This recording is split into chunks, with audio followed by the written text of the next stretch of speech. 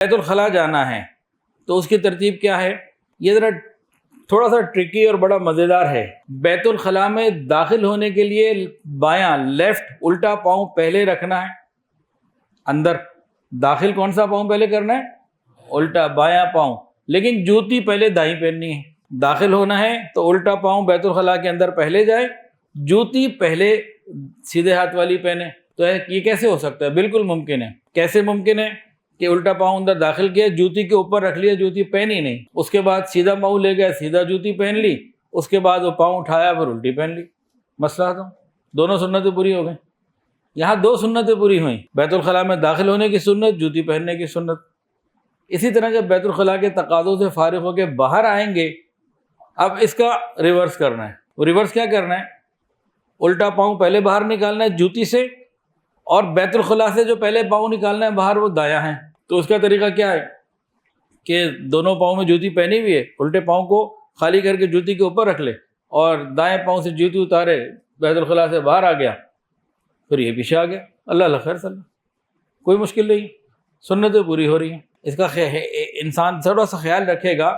بہت شرم کی بات ہے کہ بڑے بڑے لوگ، دینی مزاج رکھنے والے، خانقاہوں میں 10 سالوں سے آنے والے لوگ اس طرح کی چیزوں کا خیال نہیں رکھتے، حالانکہ اس میں کچھ بھی نہیں کرنا، کوئی پیسہ خرچ نہیں ہونا، صرف نیت اور عمل پہ لانا ہے۔ نیکیوں کا حساب کتاب جناب سبحان اللہ کون پوری کرے اس کی نیکیاں، تو قیامت والے دن نامہ اعمال کتنا بھاری ہوگا۔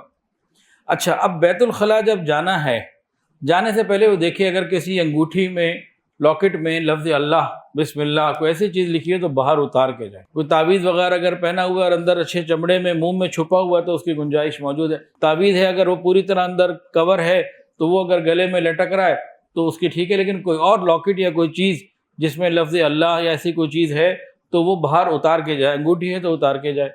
اور سب سے بہترین میرے حساب سے نا، ایسی کوئی چیز انسان کو پہننی ہی نہیں چاہیے۔ بڑا مشکل ہے اس طرح کا ادب رکھنا، حساب کتاب رکھنا، یا تو پھر اگر پہنے تو پھر حق ادا کرے۔